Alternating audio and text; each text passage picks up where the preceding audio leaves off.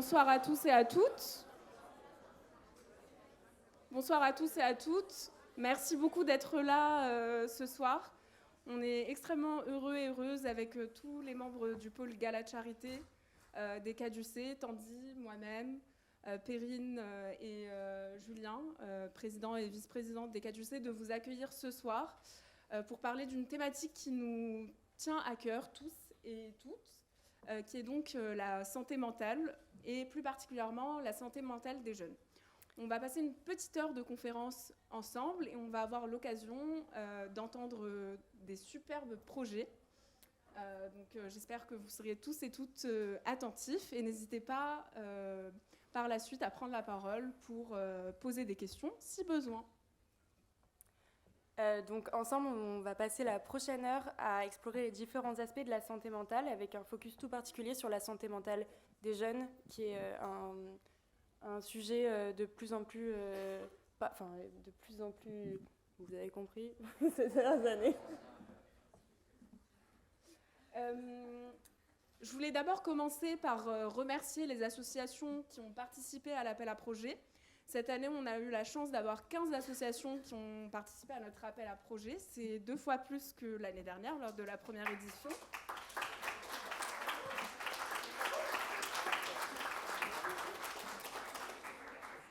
Et je tenais à commencer par citer l'ensemble des noms de ces associations-là, parce qu'il faut vraiment féliciter leur travail, leur engagement sur le terrain. Si on avait pu, on aurait effectivement mis en lumière l'ensemble de ces associations-là.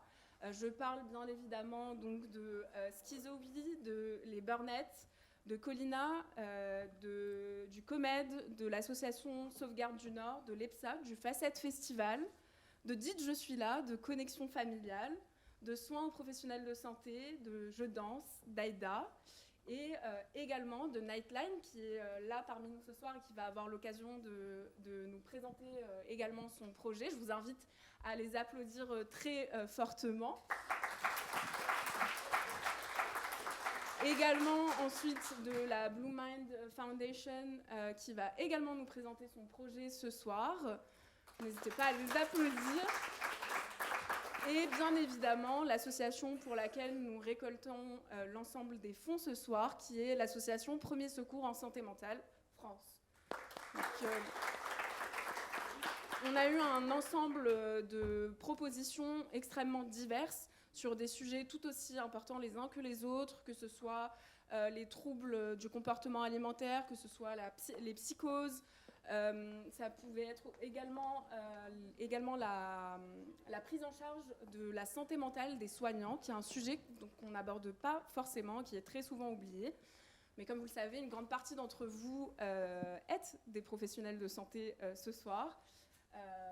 Donc voilà, je voulais vraiment souligner l'importance de ce sujet également. On voulait donner aussi un merci particulier aux membres du jury pour leur engagement et leur soutien.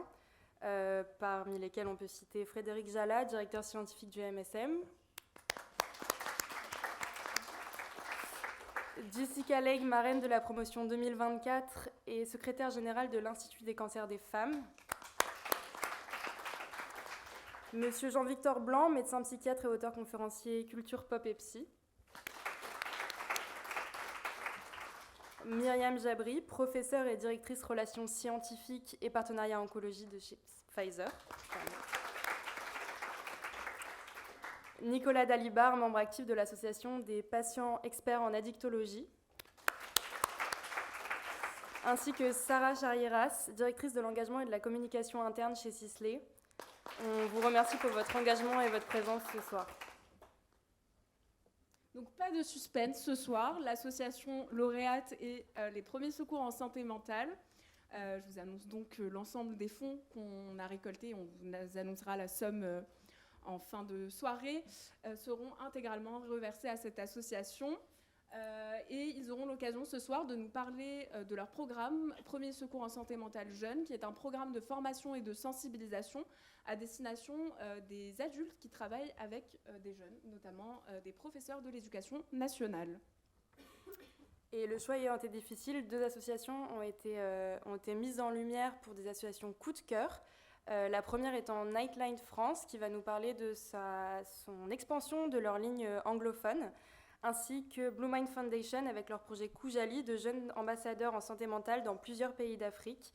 Nous vous remercions aussi chaleureusement d'être là ce soir avec nous.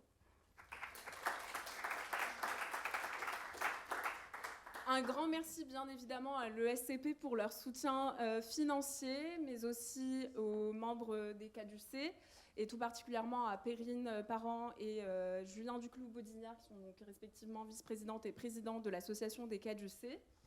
Et pour finir, nous tenions à remercier Kim Brunel, qui est parmi nous ce soir, qui est donc l'étudiante, enfin ancienne étudiante donc, de notre master, qui est à l'origine de ce gala de charité et qui aura l'occasion de faire un petit retour sur la première édition du gala. Je vous invite à l'applaudir. Donc, la santé mentale est un enjeu majeur de notre temps, accentué par des défis mondiaux tels que la crise du Covid-19. Ce soir, nous allons entendre parler de projets inspirants, de témoignages et des initiatives qui font la différence que portent nos différentes associations présentes ce soir, mais aussi celles qui se sont présentées à notre appel à projet. Et donc, sans plus attendre, le programme de la soirée. Au dîner ce soir, donc, d'abord, premier secours en santé mentale en entrée, qui va donc nous parler de la sensibilisation et la prévention en population générale. En plat principal, nous aurons donc Nightline qui va nous parler de l'engagement de nos jeunes pour la santé mentale et notamment du concept de pair et danse. Et pour finir, nous allons donner la parole donc, à Marie-Alix et Célestine qui vont donc nous parler de la Blue Mind Foundation avec une perspective plus internationale. Nous pourrons voyager sur le continent africain. Ensemble ce soir, nous sommes toutes et tous acteurs de la santé mentale. C'est par la sensibilisation, l'éducation et le soutien que nous pouvons contribuer à changer les choses. Nous tenons à vous remercier, vous, pour votre présence ce soir et votre contribution à cette honorable cause. Et donc, sans plus tarder, nous allons donc appeler Kim Brunel qui va nous rejoindre donc, sur scène pour nous parler de la première édition du Gala de Charité. Je vous invite à applaudir donc Kim Brunel.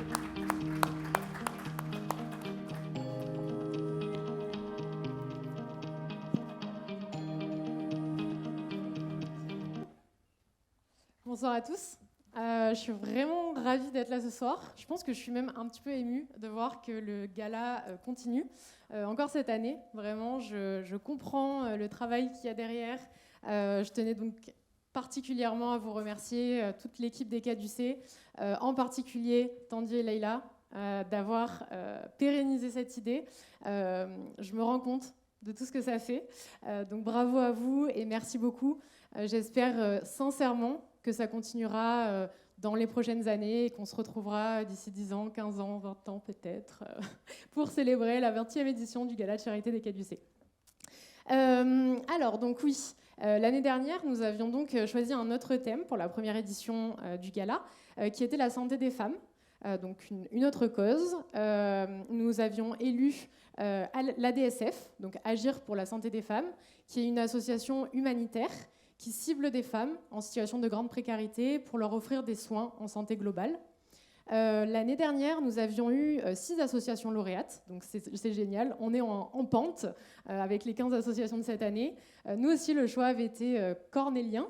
On avait donc ces 6 associations et la DSF avait été lauréate. Nous avions donc récolté plus de 8 000 € pour l'association. 8 100 € exactement. Et l'association donc, a organisé, suite à ce don, 3 journées de sensibilisation et de dépistage pour les femmes en situation de précarité. Donc ces 3 journées, c'est plus de 250 femmes qui ont pu avoir accès à des rendez-vous médicaux, à des gynécologues. C'est aussi 250 kits de tests qui ont pu être...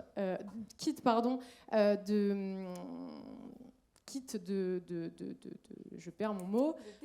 Non, de kits de soins globaux, des serviettes hygiéniques, des tampons, des soins de premier secours, tout ce qu'il faut pour pouvoir se soigner en cas de besoin. Et donc, c'est 250 femmes qui ont pu être soignées et aidées alors qu'elles n'auraient pas pu l'être sans le Gala de Charité. C'est pour ces raisons que je suis vraiment fière d'être là ce soir, très heureuse de voir que l'idée se pérennise, et je suis sûre que l'argent récolté ce soir sera utilisé à bon escient pour la santé mentale. Merci à vous d'être présents ce soir et que la soirée commence.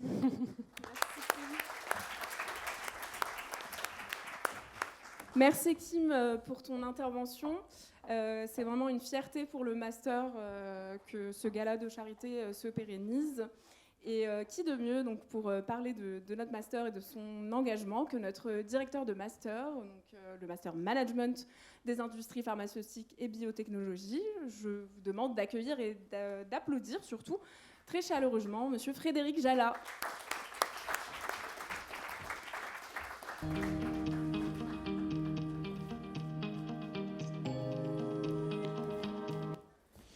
Merci beaucoup. J'ai un métier très facile, comme vous le voyez, c'est-à-dire que je suis entouré de jeunes personnes extrêmement talentueuses, dédiées à la santé des autres. J'insiste aussi sur le fait qu'une école de commerce, surtout comme ESCP, est parfois perçue comme formant de jeunes requins au métier des affaires.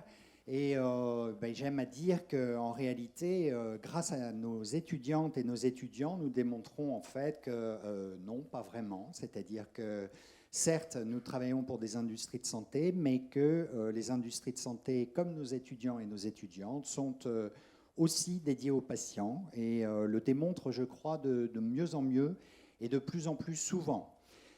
Merci à toutes les associations. C'est vrai qu'on a un beau taux de croissance sur cette variable du nombre d'associations ayant participé au concours. Bravo à l'association lauréate. La compétition a été rude. On a d'ailleurs 3 coups de cœur finalement. Donc ça démontre aussi toute la bienveillance, la générosité et l'implication des associations de patients. On le sait, la santé mentale est une priorité de santé publique. On a des chiffres extrêmement inquiétants. Alors 1%, si on parle simplement de schizophrénie, de la population mondiale née, si j'ose dire, schizophrène. Ça fait 600 000, 650 000 patients en France à traiter. Quelques chiffres plutôt liés à la santé, cette fois-ci des jeunes, puisque c'est la thématique ce soir en particulier. Santé publique France vient de publier une étude où les pensées suicidaires chez les 18-24 ans ont doublé en 10 ans, avec un effet effectivement malheureusement boomerang depuis la Covid. La psychiatrie, entre 2020 et 2023, donc sur très courte période, a augmenté ses dépenses de 32%. 32% du financement est dédié à la psychiatrie. C'est un rapport très récent, puisque Catherine Vautrin l'a exprimé en public en janvier.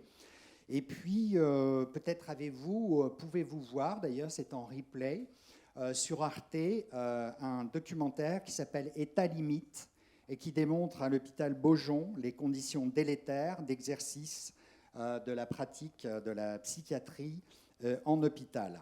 Ce que l'on peut dire, c'est que vous adressez, et soyez remerciés, EES, un problème qui est un problème multifactoriel, qui est un problème qui perdure. On ne se débarrasse pas d'un problème psychiatrique aussi facilement que d'une grippe ou d'autres maladies plus bénignes. C'est un problème d'aidants, c'est un problème de soignants, c'est un problème de famille, c'est un problème de société. Et chacune des parties prenantes, si j'ose dire, peut éventuellement contaminer les autres. Donc nous sommes face à des problèmes sociaux majeurs. Et merci à toutes nos associations de patients et à tous ces gens qui donnent de leur temps, de leur vie pour soutenir ces problèmes majeurs. Merci encore. Merci Monsieur Jallat pour votre engagement et votre soutien pour le master et tous les projets qu'il porte. Pour poursuivre notre soirée, nous avons eu l'honneur et le privilège de pouvoir présenter notre projet de gala au délégué ministériel à la santé mentale et à la psychiatrie, Dr Franck Bellivier. Et nous allons donc vous faire passer un message de monsieur le délégué ministériel à la santé mentale et à la psychiatrie, puisqu'il n'a pas pu être parmi nous ce soir, mais il a tenu à vous délivrer un message lourd de sens.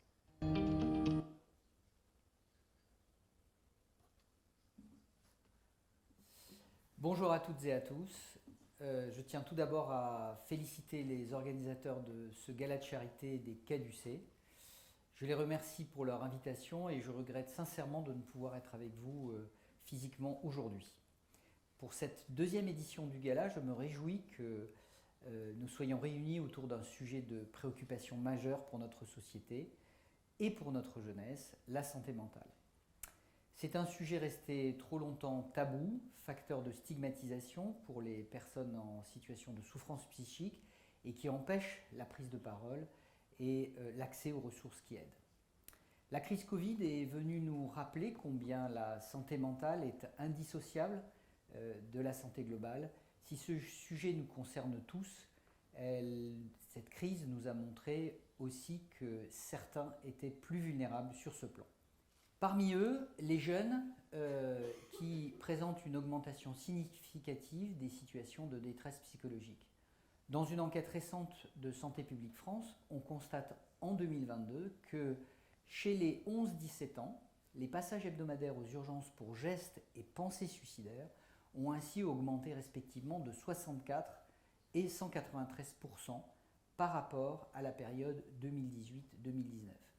De même, dans la tranche 18-24 ans, ces chiffres s'élèvent respectivement à 19% et 185%.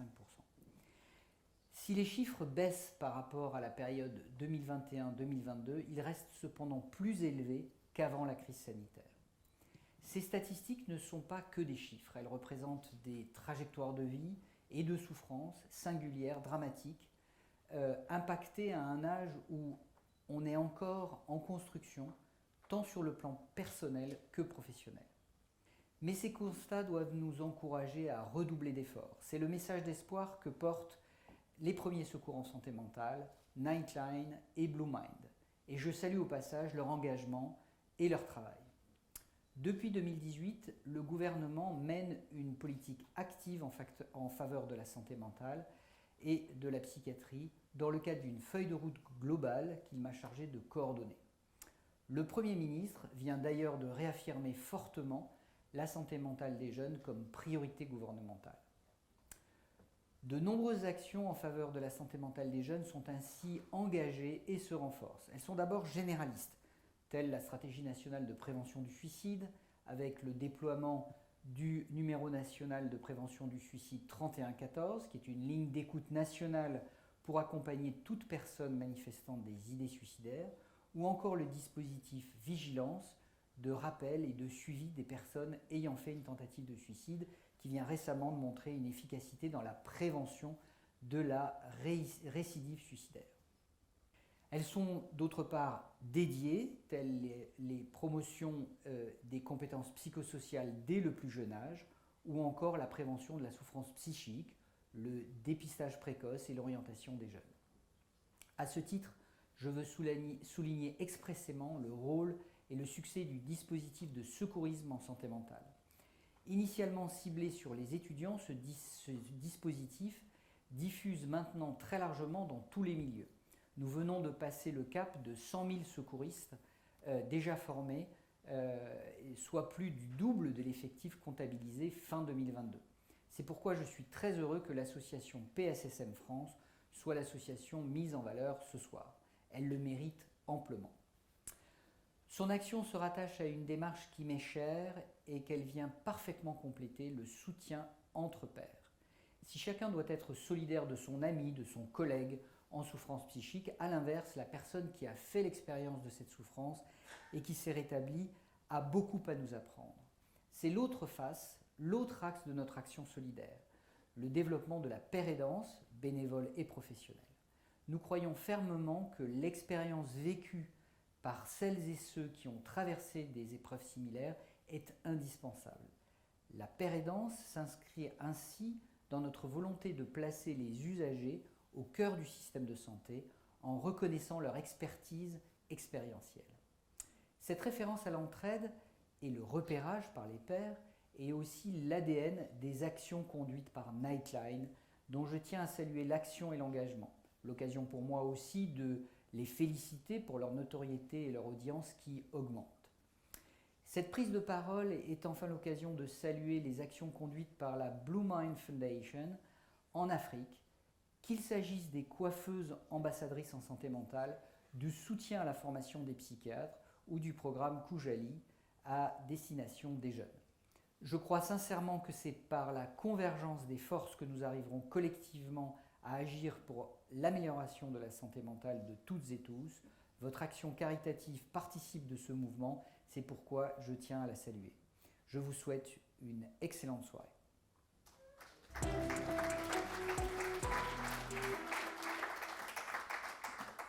Donc, comme vous avez pu l'entendre, le principe du secourisme en santé mentale a été vraiment souligné par le ministre délégué à la santé mentale comme un processus qui est exemplaire. Et c'est pourquoi je souhaiterais désormais accueillir Madame la Présidente Muriel Vidalinck, présidente de Premier Secours en Santé Mentale France, et non pas de la France. Voilà.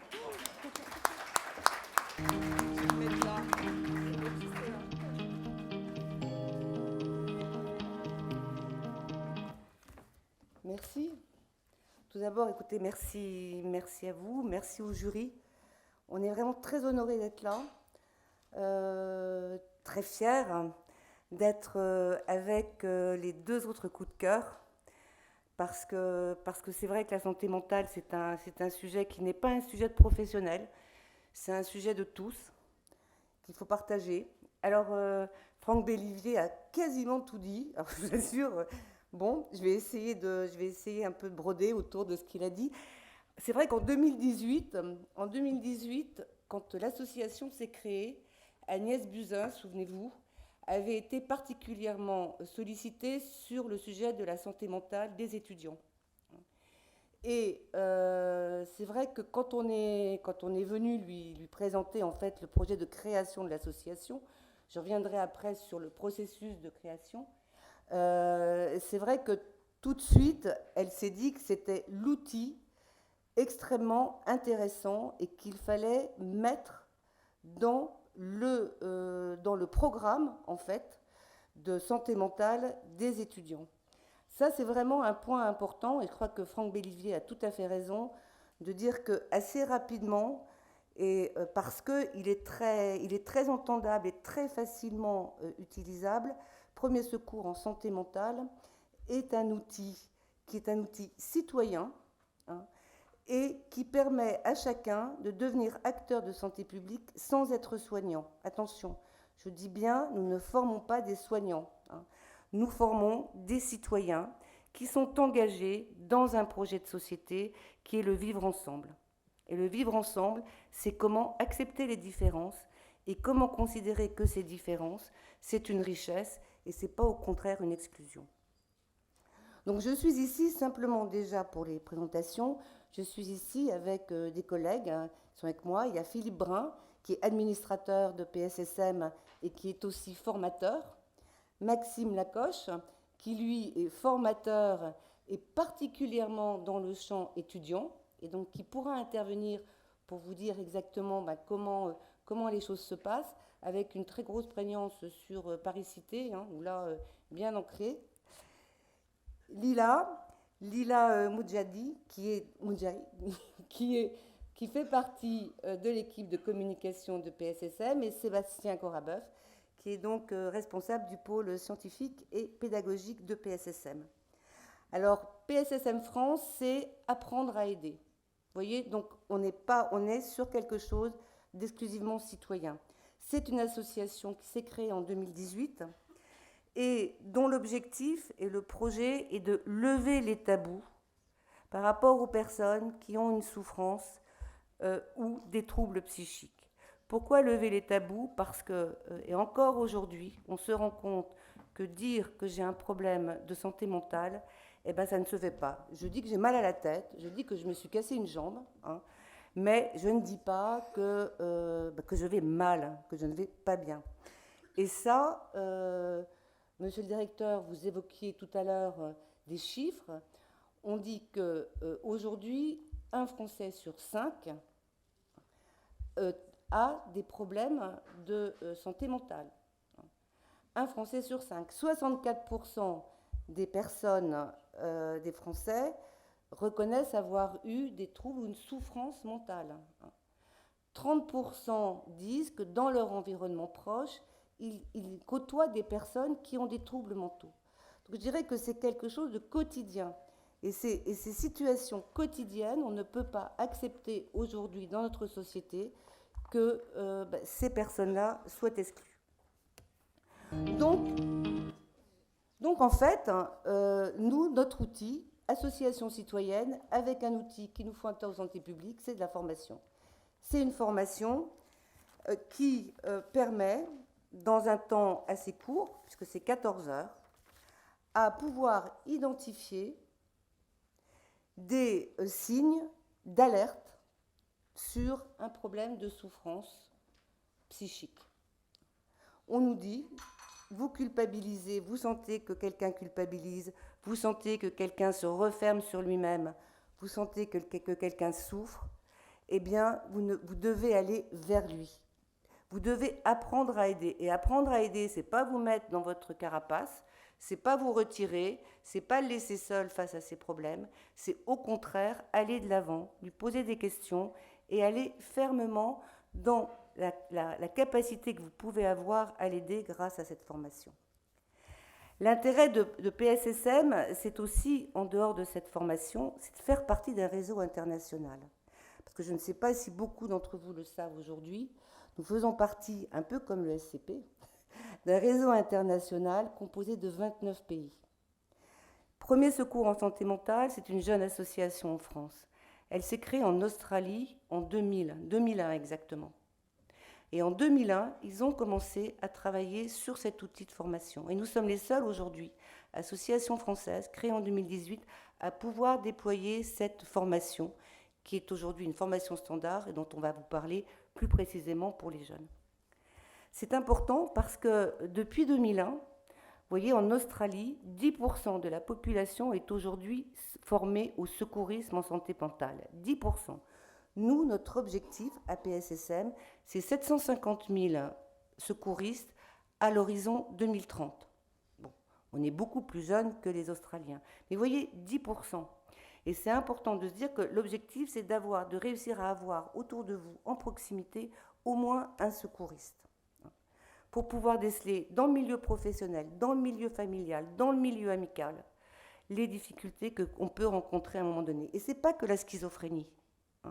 Ce sont les troubles d'anxiété, c'est un début de dépression, c'est ce qu'on appelle du burn-out, qui n'est pas reconnu comme étant une maladie psychiatrique, mais qui n'empêche, si on ne l'arrête pas à un moment donné, peut poser des problèmes à la personne. Aujourd'hui, nous avons en France dépassé les 107 000 secouristes. Imaginez, on a été créé en 2018, les premières formations ont été mises en place en 2019. L'Australie nous a accrédités, etc. Fin 2022, et là je me tourne vers l'école de commerce, fin 2022, nous étions 44 000 secouristes. Fin 2023, nous étions 97 000 secouristes. Et là, fin février 2024, nous sommes 107 000 secouristes. Donc vous voyez, il y a véritablement une explosion. Mais cette explosion ne doit pas cacher la forêt, qui est qu'aujourd'hui encore, les gens n'osent pas dire qu'ils ont des fragilités en santé mentale. Les formations que nous dispensons, elles sont aujourd'hui, le plus largement, c'est la formation standard. C'est-à-dire que c'est la formation qui est délivrée aux étudiants, d'ailleurs. Maxime pourra répondre à vos questions et vous dire rapidement exactement ce qu'est cette formation standard. Nous avons développé la formation jeune que nous avons commencé à déployer en 2022. Aujourd'hui, je ne peux pas vous dire que c'est une vraie réussite pour l'instant. Et d'où notre projet que nous vous avons soumis.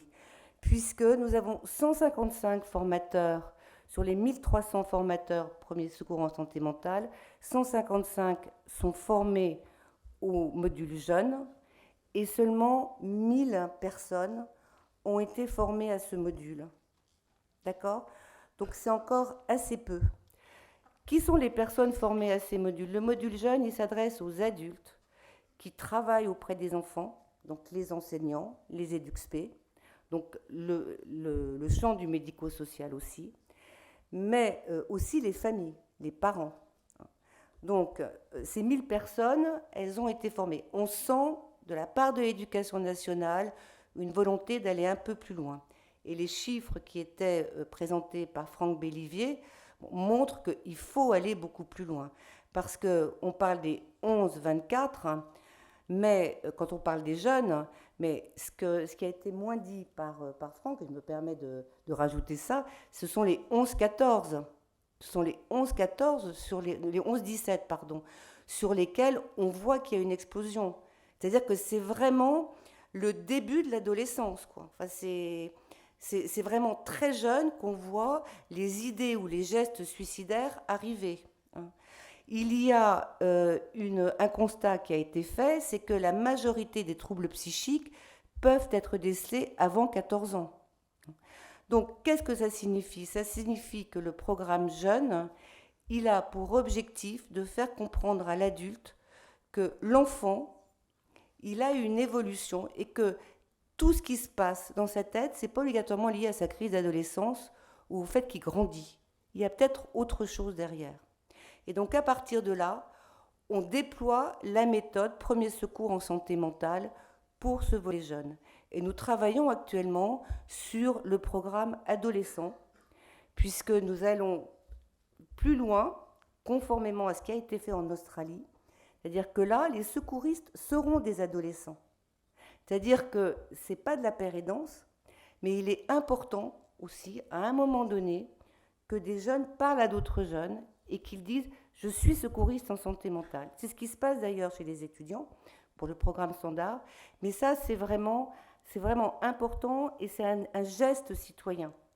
Ça permet déjà à la personne de pouvoir aller consulter, c'est-à-dire que le secouriste permette un accès précoce aux soins avant vraiment la crise, et donc il fait un acte citoyen et de prévention.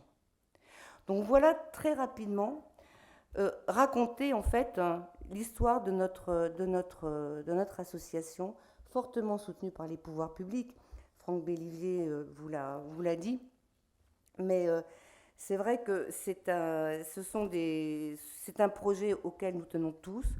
Nous formons une équipe importante, plus de 1300 formateurs sur l'ensemble de la France.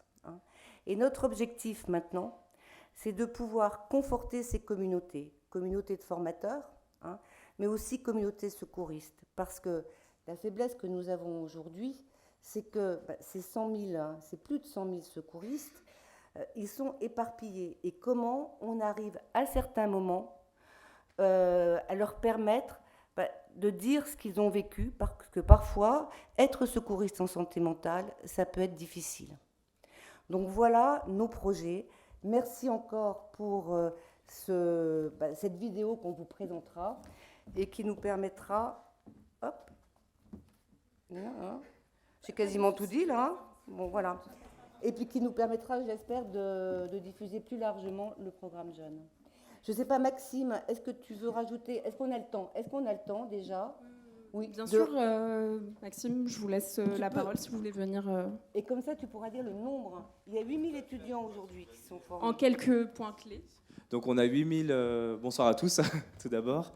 Et ravi d'être avec vous ce soir. C'est toujours un plaisir de rencontrer des étudiants et en tout cas aussi... ravi d'être là par rapport à votre générosité aussi pour PSSM France, puisqu'on a besoin de fonds justement pour pouvoir mener à bien tous nos projets à venir. Moi, j'ai rejoint PSSM France il y a 3 ans. Donc, je me suis formé tout d'abord à être secouriste. Donc là, on est sur 2 jours de formation, donc où on apprend les premiers secours en santé mentale et donc les différents troubles psychiques. Et ensuite, eh bien, les signes et symptômes des différents troubles psychiques sur la dépression, sur les troubles anxieux, les troubles psychotiques, les troubles liés aux substances, et avec les états de crise aussi qui vont être associés. Donc on apprend sur ces 2 jours eh bien, vraiment à repérer les signes et symptômes des différents troubles psychiques et eh bien, comment on approche une personne qui eh bien, va être en souffrance psychique. Quels mots on choisit parce que on peut être au cours de notre vie avoir un collègue qui va pas bien, on peut avoir un collègue d'amphi qui va mal aussi, mais c'est comment je l'approche sans qu'il se sente eh bien, stigmatisé, jugé, etc. Donc on voit pendant cette formation-là quels mots on utilise, comment on approche la personne et comment on lui demande comment elle va. Il se peut que la personne en plus refuse votre aide. Vraiment, des personnes qui vont mal ne cherchent pas nécessairement d'aide. Donc vous voyez, pendant ces 2 jours, on est vraiment à comment aussi je vais, eh bien, à un moment donné aussi, eh bien, lui apporter une écoute, mais il se peut qu'elle ne soit pas disponible. Donc on apprend aussi à un moment donné à l'approcher à un autre moment et eh bien, lui montrer eh bien, du soutien, du réconfort. Et eh bien, on lui dit, ça a été dit par Muriel, on n'est pas des soignants.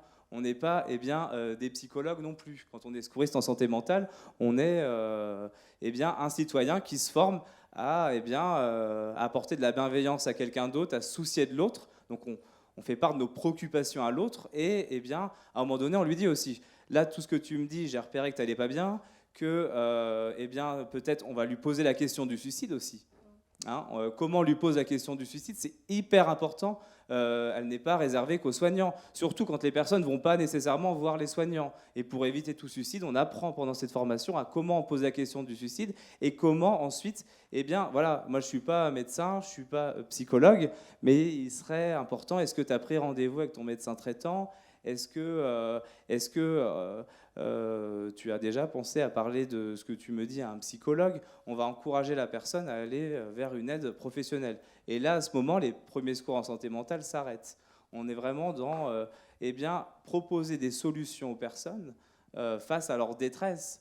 Des troubles anxieux, eh bien, on peut parler de la sophrologue, de la méditation de pleine conscience. On va apporter des solutions et pendant cette formation, vous avez aussi un manuel, donc des situations concrètes, donc des jeux de rôle aussi, donc une amélioration de vos connaissances, une méthode qui a été prouvée par des experts médicaux et par des associations de patients, qui marche, qui vient d'Australie, ça a été dit, et qui eh bien, vous permettra de pouvoir aller justement apporter une première aide jusqu'à ce qu'une aide professionnelle ensuite puisse être proposée à la personne qui en aura besoin. Donc avez-vous des questions sur la formation, en tout cas celle qui est proposée moi que je propose en milieu étudiant depuis 3 ans. Je ne sais pas s'il y a des questions, si c'est peut-être plus... Je propose, on a mis en place un stand de PSSM à l'extérieur. Donc pendant le cocktail, n'hésitez pas à aller voir Maxime ainsi que l'ensemble des membres de l'équipe des premiers secours en santé mentale pour leur poser des questions. On voulait... Une chose que je voulais peut-être dire, enfin pour avoir des expériences d'université ou d'étudiants, il est intéressant de... Enfin, PSSM, c'est un outil. C'est-à-dire que vous ne collez pas PSSM un jour en vous disant « tiens, je vais travailler sur la santé mentale ». C'est vraiment une réflexion ou d'une association ou d'une université. On a des universités, je vois à Strasbourg, à Lille ou à Reims même, qui sont partis sur le sujet de la santé mentale des étudiants, à peu près dans les mêmes eaux, vers 2015-2016, et qui, à un moment donné, se sont dit, mais l'outil premier secours santé mentale, c'est intéressant de le mettre parce qu'on ne parle plus de la santé mentale comme de quelque chose que tout le monde peut avoir, on devient acteur, et acteur vraiment auprès de ses camarades. Et ça, c'est vraiment important. Je crois que... je ne fais pas de la pub pour PSSM. PSSM, c'est un outil, c'est un très bel outil, extrêmement puissant, mais il y a une stratégie, et une stratégie et un projet bienveillant autour qui permet justement de bien trouver la cible de là où PSSM va pouvoir s'accrocher et vraiment se déployer avec efficacité. Ça, c'est vraiment c'est incontournable. Merci beaucoup Muriel et Maxime pour votre intervention. Merci à vous pour votre investissement et votre réponse à notre appel à projet. On vous rappelle que l'ensemble des fonds de la tombola et des billets seront reversés à PSSM pour leur projet PSSM Jeunes. On va désormais accueillir Maëlle Aïssaoui pour nous parler de Nightline, une ligne d'écoute européenne pour les jeunes et par les jeunes.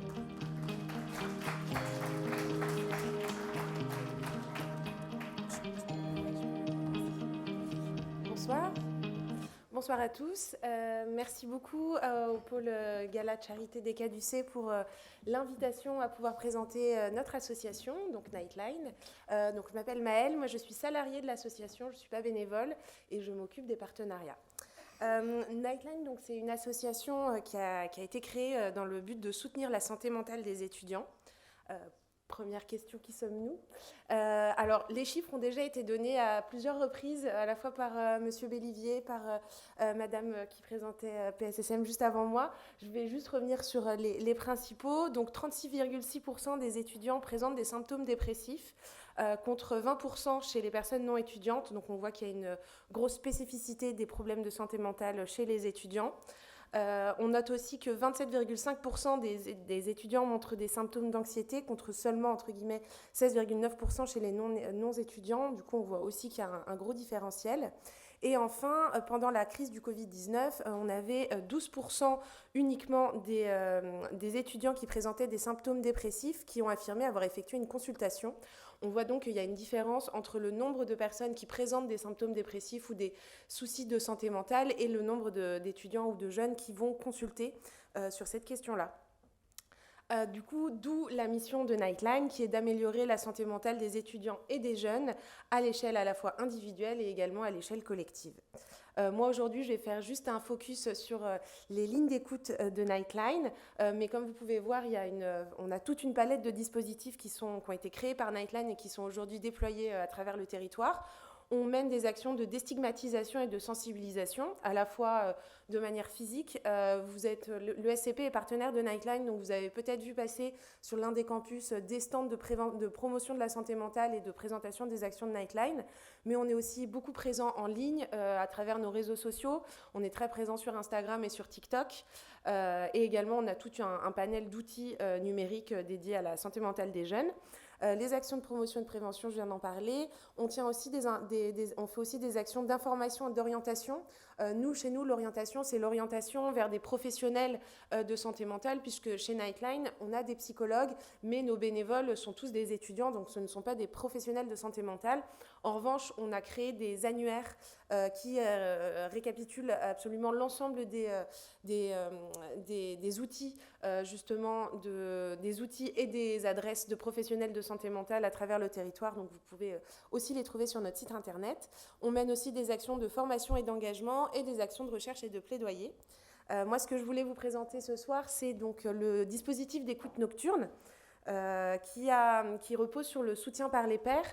Franck Bellivier en a un peu parlé pendant son intervention. Le soutien par les pairs, ça repose sur la crédibilité conférée aux bénévoles, donc ici un pair, un étudiant, par le partage d'une expérience similaire. C'est-à-dire que quand vous appelez sur les lignes d'écoute de Nightline, la personne qui va vous répondre au téléphone sera aussi un étudiant de votre région, de votre territoire, donc un pair qui partage un peu vos expériences et pourquoi pas vos problématiques. C'est aussi une démarche d'accompagnement, donc de soutien et si besoin de tremplin vers le soin via l'orientation. Donc à nouveau, les écoutants chez Nightline, ce sont des pairs étudiants, ce ne sont pas des professionnels de santé mentale. En revanche, ils ont été formés à l'écoute active, j'y reviendrai tout à l'heure. Donc ils sont capables de vous accompagner, de vous soutenir et pourquoi pas de vous orienter vers un professionnel de santé mentale présent sur votre territoire. Les bénéfices du soutien par les pairs, ils sont multiples. Ça permet des espaces de dialogue ouverts. On remarque que c'est parfois plus simple de parler avec justement un pair, un étudiant, qu'avec un professionnel dans son université, même un professionnel de santé, etc. C'est pas forcément la même chose de s'ouvrir à l'un ou à l'autre. Ça permet également de lutter contre la stigmatisation de la santé mentale. Les tabous sur la santé mentale, ils sont nombreux, surtout chez les jeunes, et de se dire qu'on va en parler avec quelqu'un de notre âge qui partage un peu les mêmes expériences, ça peut justement permettre de lutter contre cette stigmatisation. Ça permet le renforcement de la cohésion sociale au sein de la communauté universitaire, ça resserre les liens entre les étudiants, et ça permet aussi de réduire le recours au système de soins traditionnel qui est encombré et parfois coûteux. C'est un chiffre que j'aime bien donner, c'est qu'en France, le premier poste de dépense de la sécurité sociale, c'est la santé psychique, tout compris. Donc réduire les problématiques de santé mentale en amont d'entrer dans un parcours de soins, ça permet aussi de réduire tous ces déficits-là. Donc voilà, c'est quelque chose de gagnant-gagnant. Et d'où, donc, de par ce concept de soutien par les pairs, nous, Nightline, on a du coup créé des lignes d'écoute de pair à pair que je vais vous présenter. Donc, pour revenir un peu sur l'historique, les premières Nightline, ça n'a pas été inventé par Nightline France. Ça remonte dans les années 70 à la création de la première ligne d'écoute dans l'université d'Essex. On sait que dans le monde anglo-saxon, ils sont beaucoup plus en avance et beaucoup plus ouverts justement sur tout ce qui est question de santé mentale, etc. Donc là, on voit qu'ils étaient vraiment très en avance par rapport à Nightline. Nous, en France, on a ouvert la première ligne d'écoute en 2017. Et depuis 2017, donc de 2017 à 2024, aujourd'hui, on est présent dans 8 régions, on a 8 plateaux d'écoute ouverts et on espère bien pouvoir être présent sur tout le territoire dans les prochaines années. Là, vous pouvez voir sur la carte tous les pays qui ont des Nightline dans certaines ou plusieurs de leurs universités. Donc pour faire un focus sur le service d'écoute de Nightline France, donc c'est un service d'écoute par et pour les étudiants qui sont eux-mêmes, donc nos bénévoles sont accompagnés par des professionnels de santé. Ils ne sont pas juste lâchés à pouvoir écouter des problématiques qui peuvent être plus ou moins sérieuses, donc ils sont bien encadrés et accompagnés par des professionnels de santé. C'est un service d'écoute qui est disponible à la fois par téléphone et par chat. On dit, nous, facilement, ligne d'écoute et prise d'appel, mais pensez bien que sur le site internet de Nightline, vous pouvez accéder à un service par chat, donc qui est encore plus anonyme et confidentiel si vous êtes plus à l'aise que par téléphone. C'est pour la région parisienne une ligne qui est à la fois francophone, ouverte tous les soirs, donc de 21h à 2h30 du matin. Je vous ai remis le numéro de téléphone francophone et anglophone. Pour le moment, on n'est pas ouvert le week-end pour la ligne anglophone, mais ça ne saurait tarder si on a de plus en plus de bénévoles pour pouvoir prendre les appels. Je vous ai aussi remis un résumé des 4 grands principes de la ligne d'écoute. Donc c'est un service qui est confidentiel, c'est-à-dire que jamais aucun bénévole ne partagera ce qu'il a pu entendre sur le service d'écoute. Donc voilà, tout ce que vous direz sera bien gardé. Les bénévoles gardent pour eux et pour elles les détails des conversations qu'ils ont avec les appelantes. C'est un service qui est non directif, donc c'est-à-dire que nos bénévoles ils sont formés à l'écoute active. C'est-à-dire qu'ils sont formés à recueillir votre parole, à vous poser des questions pour creuser sur les problématiques que vous pourriez avoir envie d'amener dans la conversation, mais ils ne vous donneront jamais de conseils ni de directives. Donc ça peut être un peu perturbant quand on appelle sur le service qu'on n'est pas au courant que c'est un service non directif, c'est-à-dire qu'un bénévole ne dira jamais à un appelant « alors il faudrait que tu fasses ça, que tu fasses ça, que tu fasses ça ». Ce sera uniquement des propositions et pourquoi pas une orientation vers un service professionnel, mais les bénévoles sont là pour recueillir la parole et pas pour pouvoir résoudre les problématiques. C'est un service qui est évidemment sans jugement. Les bénévoles ne vont jamais exprimer de jugement sur les propos des appelants afin de leur permettre de parler le plus librement possible. Et enfin, très important, c'est un service anonyme à la fois pour les appelants et pour les écoutants. C'est-à-dire que vous ne saurez jamais dans votre université s'il y a, ou dans votre groupe d'amis même, s'il y a des bénévoles de Nightline. Et ça, c'est fait pour que si vous avez envie d'appeler, vous ne soyez pas freiné par le fait de me dire « Ah, mais je vais peut-être tomber sur telle ou telle personne de mon cercle d'amis et je n'ai pas forcément envie de lui raconter ce qui ne va pas. » Donc c'est anonyme, les bénévoles sont eux-mêmes tenus à la confidentialité et à l'anonymat. Ils signent une charte au moment de leur engagement dans l'association et du coup, ils n'ont pas le droit de vous dire s'ils sont bénévoles ou non. Voilà pour la présentation de la ligne d'écoute. Ce qui me paraissait important aussi, puisque là je m'adresse à des étudiants qui en plus font partie d'un établissement partenaire de Nightline, c'est comment s'engager chez Nightline et comment devenir bénévole écoutant. Nous, on est une association qui compte aujourd'hui plus de 350 bénévoles. Du coup, on compte évidemment beaucoup sur nos bénévoles écoutants. C'est eux qui prennent les appels tous les soirs, qui prennent plusieurs permanences par mois, qui sont du coup formés à l'écoute active, ce qui permet aussi de développer des compétences psychosociales qui pourront être très utiles dans dans la vie pro et perso future. Et c'est ceux qui, du coup, permettent de répondre aux personnes qui ont besoin, ressentent le besoin de vider leur sac. Du coup, les bénévoles chez Nightline, ils sont formés à l'écoute active. Comme je l'ai dit tout à l'heure, c'est une formation de 32 heures. Ah mais ça, je crois que j'y reviens à la slide d'après. Donc, les bénévoles, ils sont formés à l'écoute active. Ils participent à maximum 3 permanences par mois en présentiel au local. On a des locaux un peu partout en France. Ici, en région parisienne, on est à Paris, à Odéon et à Saclay, du coup sur le plateau de Saclay, mais on est aussi présent à Lille, à Lyon, à Angers, à Nantes, en Normandie, à Toulouse, et comme je vous ai dit, nous, notre objectif, c'est d'être présent dans toutes les académies d'ici 2026. Et du coup, les bénévoles, ils bénéficient évidemment d'un accompagnement, ils ne sont pas lâchés tout seuls dans la nature, par des psychologues internes à l'association et également externes, et ils bénéficient de formations régulières, sur l'écoute active bien sûr, mais aussi sur des thématiques en particulier, par exemple sur les violences sexistes et sexuelles, sur les addictions, sur l'éco-anxiété, etc.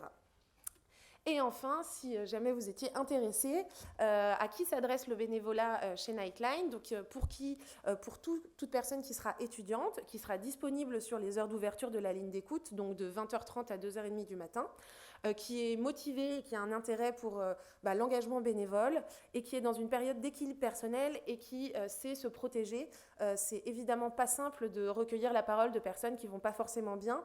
Donc nous, on doit s'assurer du bien-être de nos bénévoles et du coup que voilà, toute personne qui s'investit dans l'association soit entre guillemets bien dans ses baskets au moment où elle le fait. Pour quand? On a 6 sessions de formation par an, donc c'est assez régulier. Et les appels à bénévolat sont relayés par les établissements. Normalement, vous devriez avoir 2 fois par an des mails de vos établissements pour vous prévenir de tout ça.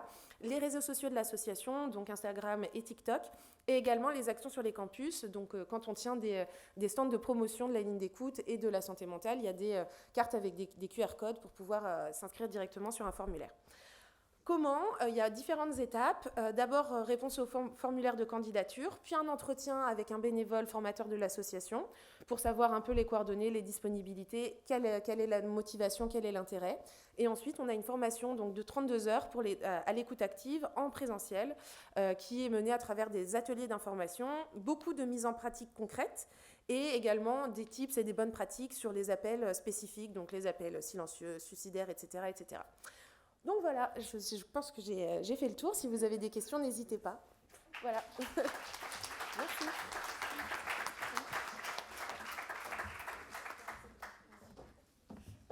Merci beaucoup Maëlle.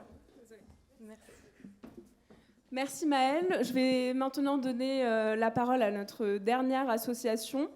Je vais demander à Marie-Alix de Puter et Célestine Tondo de venir nous rejoindre sur scène pour vous parler de la Blue Mind Foundation.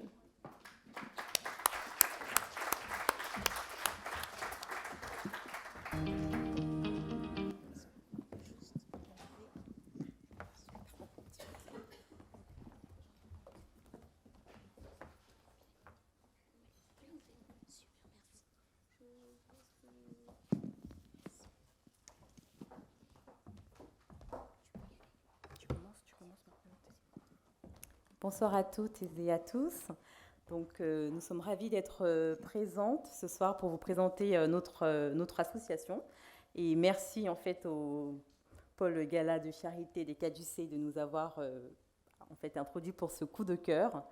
Alors, l'association Blue Mind Foundation, c'est une organisation internationale à but non lucratif qui a été fondée en juillet 2021 par Marie-Alix de Puter, qui est ici présente, et qui a pour mission de mettre fin à la stigmatisation de la santé mentale et de rendre accessibles les soins à tous et à toutes en Afrique. Donc, notre association se compose d'un conseil d'administration. Donc, comme vous le voyez à l'écran, il y a la présidente et fondatrice Marie-Alix de Puter. Nous avons un vice-président également et d'autres membres qui en fait constituent des comités et des boards, en fait, notamment un comité d'audit et un conseil scientifique. Pour mener à bien nos actions, alors nous sommes organisés, nous avons des bénévoles, plus de 140 bénévoles qui nous rejoignent. Nous avons en fait aussi des personnes qui sont engagées de façon beaucoup plus permanente. Depuis la création de l'association en 2021, c'est un chiffre qui va de plus en plus croissant. Donc nous sommes au nombre de 18 aujourd'hui, qui sont principalement donc, en France, au Togo, au Cameroun et en Côte d'Ivoire, qui sont les 4 pays dans lesquels nous opérons. Alors, les principales ambitions que nous avons à la Blue Mind Foundation, c'est donc de sensibiliser, comme je l'ai dit tout à l'heure, aux questions de santé mentale, donc de nous mobiliser pour permettre en fait aux jeunes femmes et aux jeunes hommes en Afrique d'accéder à un soutien et à des soins en matière de santé mentale et de défendre les droits des patients et de sensibiliser le public, parce que vous savez peut-être que la santé mentale, c'est un sujet qui est très tabou en Afrique encore aujourd'hui. Nous avons en fait, pour créer l'association et surtout pour mettre en place les programmes que nous offrons aujourd'hui, nous sommes partis de plusieurs constats. Alors le premier constat, c'était que la santé mentale était un sujet qui reste tabou, mais surtout qui impacte plus de 110 millions de personnes en Afrique. Et parmi ces personnes, 60% sont des jeunes femmes qui ont moins de 25 ans. Et aujourd'hui, la majorité des pays africains comptent en moyenne un thérapeute pour 500 000 habitants. Vous vous doutez bien que c'est très très loin des recommandations de l'OMS qui est plutôt d'un thérapeute pour 5 000 habitants. Et le troisième constat que nous avons fait, c'est que toutes les 40 secondes, une personne met fin à ses jours, mais c'est surtout que les 79% des suicides ont lieu dans des pays à faible taux de revenus. Là, je vais vous présenter maintenant les 3 programmes que nous avons implémentés qui permettent justement de répondre à nos actions. Le premier programme, c'est le programme Heal by Hair. C'est un programme en fait qui est... Alors, attendez, voilà. C'est le premier mouvement de coiffeuses ambassadrices en santé mentale. L'idée du programme se repose en fait sur des coiffeuses qui sont formées pendant 3 jours et qui en fait représentent le premier maillon du parcours de soins en santé mentale. C'est un programme qui a reçu beaucoup de visibilité. On a déjà organisé 3 sessions, notamment à Abidjan, à Douala et à Lomé. Nous avons reçu plus de 1900 candidatures et 54 000 femmes ont été sensibilisées par an. Le deuxième programme, c'est un programme en fait, qui permet d'offrir une bourse à temps plein pour former des psychiatres qui seront capables de soigner et de soutenir les populations africaines.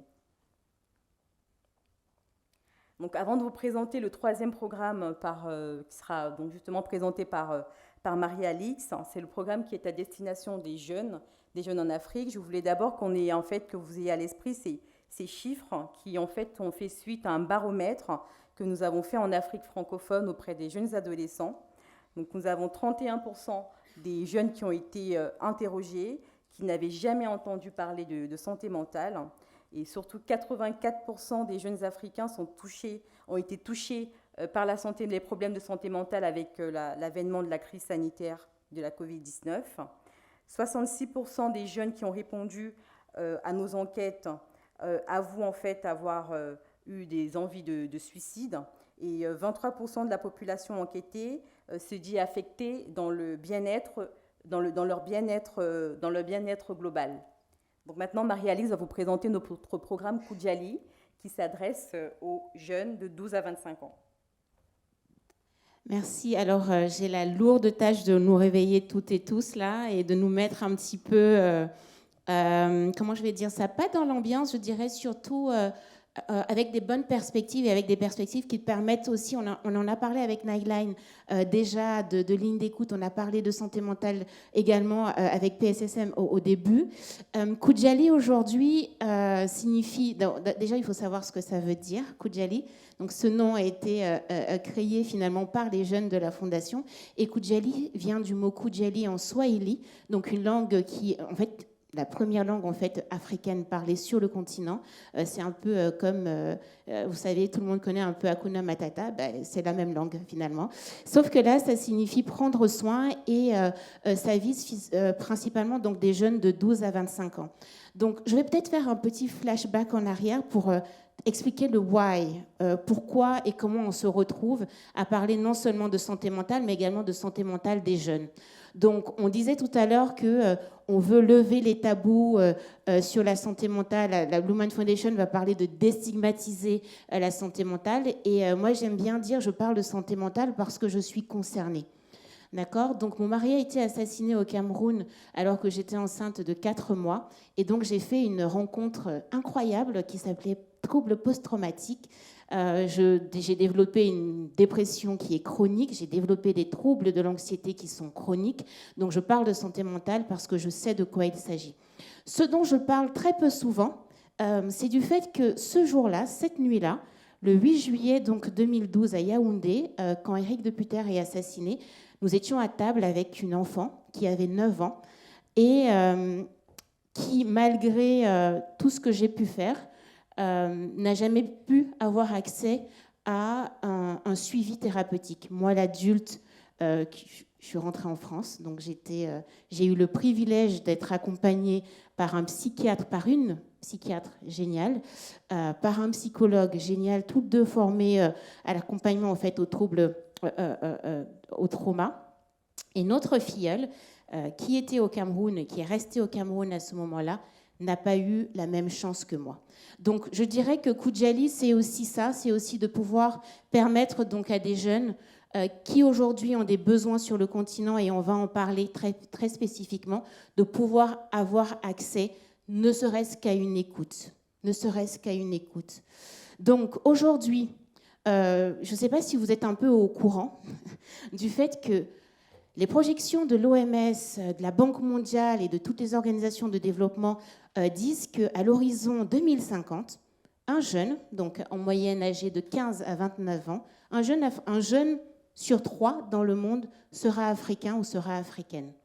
D'accord? Donc ça fait près de 800 millions de personnes à l'horizon 2050 dont nous sommes en train de parler. Donc 800 millions, ça peut sembler abstrait. 800 millions, c'est à peu près 13 fois la population de la France aujourd'hui. C'est comme si on se disait qu'on a 13 fois la France de personnes qui pouvaient potentiellement être concernées par les troubles de la santé mentale. Donc on a parlé du manque de ressources tout à l'heure. Donc le manque de ressources finalement ne concerne pas que les thérapeutes. Donc là on le voit. Donc l'OMS recommande d'avoir un thérapeute pour 5000 personnes. En Afrique, nous sommes sur des moyennes de 1 pour 500 000. Très spécifiquement au Cameroun aujourd'hui, nous sommes sur un ratio de 1 pour 2 600 000 personnes. D'accord? Avec un budget moyen de moins de 5 cents de dollars consacrés à la santé mentale. Donc ça, c'est un petit peu notre contexte. On pourrait se dire, ah, c'est déjà énorme, mais peut-être qu'on va aller un peu plus loin pour dire pourquoi c'est urgent et pourquoi c'est maintenant.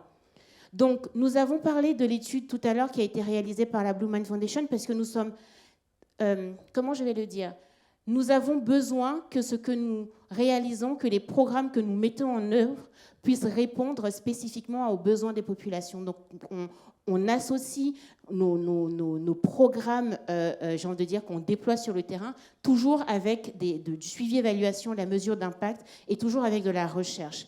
Parce que ce n'est que comme ça qu'on peut déployer des programmes qui sont en adéquation non seulement avec les besoins des populations, mais qui permettent aussi de formuler des recommandations pour les pouvoirs publics qui puissent être cohérents avec le réel. Donc là, nous avons cette estimation du nombre moyen de jeunes aujourd'hui, donc dans les 3 pays dans lesquels l'index a pu être déployé, donc le Cameroun, le Togo et la Côte d'Ivoire, donc 25 millions de personnes potentiellement qui ont envisagé le suicide au moment du déploiement de l'enquête sur le terrain.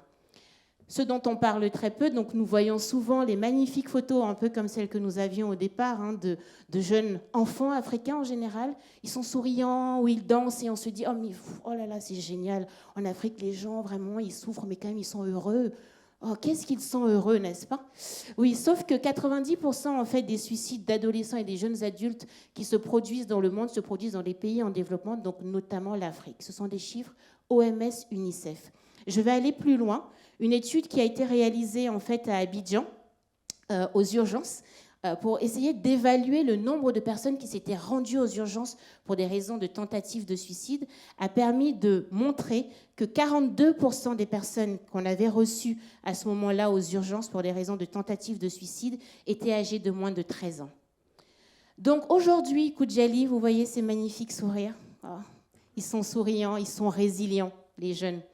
Ils sont résilients parce que d'une certaine façon, souvent, la vie ne leur donne pas le choix. Souvent, ils n'ont pas de personnes sûres. Donc, on a parlé tout à l'heure du fait que, effectivement, les jeunes vont avoir tendance à se confier à d'autres jeunes. Ça également, c'est une étude, notamment, qui avait été réalisée en Australie. Nous y revenons.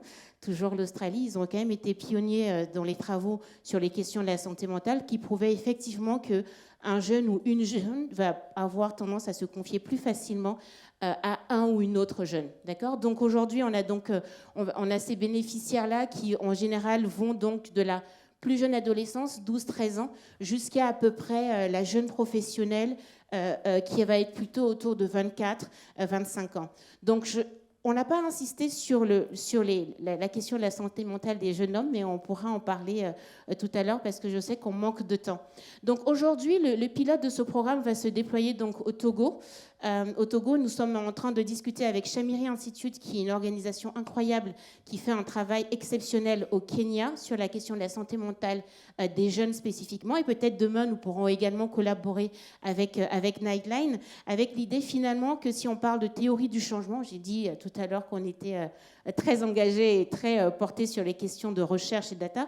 Donc c'est de se dire finalement, on voudrait contribuer à réduire non seulement le nombre de personnes, le nombre de jeunes qui vont envisager le suicide, de leur donner une alternative, mais également on sait, parce qu'il y a des études qui l'ont prouvé, le lien qu'il y a entre une bonne santé mentale, une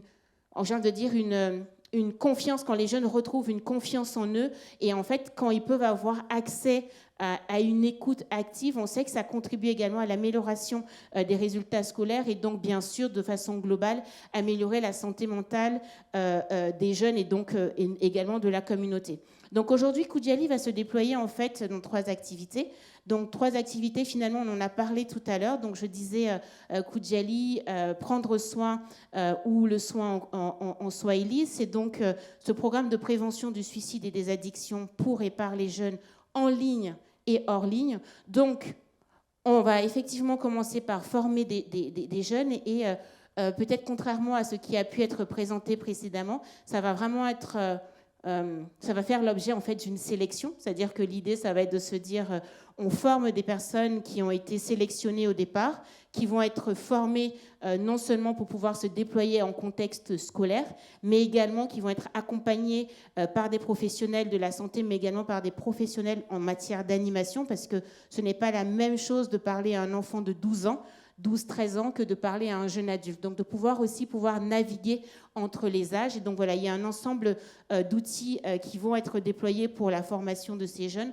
Donc nous avons essayé de traduire, mais finalement, grosso modo, c'est un programme de fellowship donc qui va concerner 50 jeunes donc dans la ville de Lomé au Togo. Ensuite, donc, nous avons la ligne d'écoute, et c'est aussi en cela que le programme de Nightline est super intéressant pour nous. Mais ce qu'il faut savoir, c'est qu'aujourd'hui, quand on regardait la carte tout à l'heure de Nightline, on s'est rendu compte qu'il n'y avait rien en dessous, là. C'est-à-dire que toutes les lignes d'écoute, vous avez vu, elles étaient au-dessus. Il y en avait aux États-Unis, en Europe, et il n'y avait rien en Afrique. Et voilà, bientôt, d'ici quelques mois, il y aura donc cette ligne d'écoute qui va être déployée. Aujourd'hui, en moyenne, donc déjà il y a 2 ans, quand on créait les réseaux sociaux de la Blue Mind Foundation, je me rappelle, c'était Facebook. Il faut savoir que Facebook, ce n'est pas le principal réseau social des jeunes. Donc déjà sur Facebook, il y a 2 ans, on recevait en moyenne 70 appels au secours de personnes qui étaient notamment des jeunes hommes, en moyenne âgés de 20 ans et qui nous venaient principalement d'Afrique de l'Ouest. Et donc, la question, et donc ça a aussi posé la question de la santé mentale des jeunes et des jeunes hommes, notamment africains, parce qu'on ne l'a pas dit, mais aujourd'hui, il y a quand même un sujet sur lequel l'Afrique est leader. Voilà. Il y a des choses, franchement, en ce qui concerne le suicide des hommes, et notamment souvent jeunes, il faut savoir que les hommes africains sont ceux qui se suicident le plus au monde. Donc on n'arrête pas effectivement de parler de ce sujet et souvent en lien avec seulement la pandémie, notamment qui a révélé, parce qu'on s'est senti un peu plus concerné, mais ce sont des réalités qui malheureusement étaient déjà le cas, étaient déjà présentes avant la pandémie. Donc l'idée justement de ce service d'écoute, c'est de pouvoir répondre à des personnes, pouvoir leur donner accès à cette écoute active. Et là, la ligne, elle sera ouverte 24 heures sur 24. Parce que les messages, on les a reçus à tous les moments de la journée. Donc, ça va nous demander une logistique et un soutien. Et aujourd'hui, nous sommes très heureux de pouvoir être accompagnés également par Latitude, qui est une organisation française qui met à disposition notamment des professionnels de la tech qui sont donc en train de nous accompagner pour monter cette application, parce que ça ne va pas être un peu comme le 3114 ici, mais ça va être une application numérique, parce qu'on s'est rendu compte que les jeunes avaient tendance, notamment dans nos pays, dans les pays dans lesquels nous sommes présents, à aller plutôt sur Internet plutôt que d'utiliser la ligne téléphonique. Donc nous allons effectivement là où ils et elles sont déjà. Donc ça va être une application et ça va aussi permettre de déployer d'autres choses en partenariat effectivement également avec tout le milieu de la culture, tout le milieu, j'ai envie de dire finalement des créateurs de contenu, parce qu'une étude a montré que à plus de 61%, les jeunes allaient avoir tendance à écouter plus facilement des influenceurs ou des artistes. Donc moi, ce que je dis très simplement, c'est que si je dis à un ou une jeune aujourd'hui, ah tu sais, la santé mentale, c'est la santé, elle va se dire, Tata, tu as raison. On m'appelle Tata, ça ne se voit pas, mais je suis Tata. Mais si Aya Nakamura vient dire la santé mentale, c'est la santé, je pense que l'impact sera quand même plus important. Donc l'idée, c'est effectivement, on a commencé à avoir des partenariats, un soutien notamment avec des chaînes musicales pour pouvoir porter le message vraiment au-delà simplement de notre organisation. Et donc c'est aussi dans ce contexte qu'on va déployer cette campagne de sensibilisation sur les réseaux sociaux. Donc l'impact, nous visons 5 millions de jeunes vies à l'horizon 2035. Évidemment, vous nous connaissez déjà un petit peu, vous avez bien conscience qu'on va essayer de dépasser ce chiffre de très loin, parce que je l'ai dit tout à l'heure, nous avons 800 millions de jeunes vies à servir. Merci beaucoup.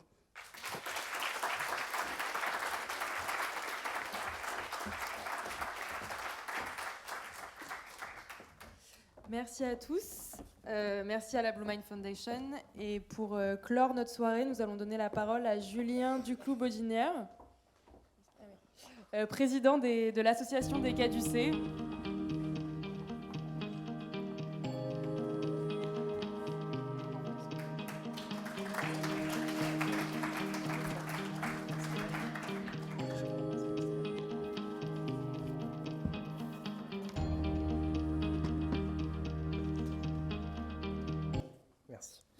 Mesdames et messieurs, je tiens tout d'abord à exprimer ma profonde gratitude envers chacun d'entre vous pour votre présence ce soir, ainsi que votre générosité envers cette cause qui nous tient tous à cœur, la santé mentale des jeunes. L'association Les Caducées, constituée de 55 étudiants du master spécialisé en management pharmaceutique et des biotechnologies, démontre ce soir son engagement envers la santé à travers l'organisation de ce gala de charité. Tout au long de l'année, les Caducées mènent des actions de sensibilisation au sein de la communauté étudiante sur divers sujets de santé publique, contribuant ainsi à former des étudiants conscients et bien informés. De plus, leur ambition dépasse ces actions locales, s'étendant à l'industrie pharmaceutique et à la santé dans son ensemble. Cette détermination, elle se manifeste à travers l'organisation d'événements majeurs dans le domaine de la santé, affirmant ainsi leur volonté de créer un impact positif et durable. Pour cette deuxième édition du Gala de Charité, notre objectif était de renouveler l'expérience pour ancrer cet événement dans l'identité même des Caducées, assurant ainsi sa pérennité année après année. Initiée par Kim Brunel l'année passée, cette initiative s'est avérée être un franc succès, soutenant ainsi la santé des femmes et contribuant de manière significative au développement de l'association lauréate. Notre volonté était donc de pérenniser cette réussite et de veiller à transmettre aux générations futures un événement solidement établi et ancré dans nos valeurs. En conclusion, je souhaiterais maintenant adresser mes remerciements envers tous ceux qui ont contribué au succès de cet événement. Tout d'abord à l'ESCP qui a mis à notre disposition ses locaux ainsi qu'à l'ensemble des services. Merci de nous avoir accompagnés dans l'organisation de cet événement et d'avoir soutenu la santé mentale grâce à vos dons. À M. Léon Loluza, directeur général et doyen de l'ESCP, malheureusement retenu ce soir à l'étranger. Au professeur Jala, directeur scientifique du master, et à Perle Banengola, manageuse du programme, pour leur soutien et leur accompagnement. Un grand merci également à Gabin, à la régie pour son assistance technique, à notre pôle partenariat ainsi qu'à tous nos partenaires qui nous soutiennent financièrement et nous accompagnent lors de nos différents événements. Andrew McThomas, Ciel Coaching, Ologic, Jack Digital, Janssen, 3', le Festival Communication Santé, la FNIM, le groupe Profession Santé ainsi qu'Health Agency. Enfin, pour finir, un immense remerciement à tous les membres de l'association Les Caducées qui ont apporté leur soutien pour cet événement. Au bureau restreint, au pôle communication, ainsi qu'à Perrine, responsable générale de l'association, à Charlotte, Dia, Flore, Paula, Pauline et Soléa, membres du pôle Gala de Charité, sans oublier Tandy et Leïla, les responsables de ce pôle. Leur implication et leur engagement ont été les moteurs de cet événement. Je vous remercie d'avoir contribué à réunir autant de monde autour de ce sujet clé de la santé. L'organisation d'un gala de charité représente un défi considérable et votre engagement à faire de cet événement un succès est véritablement admirable. Je vous invite maintenant à les applaudir une dernière fois.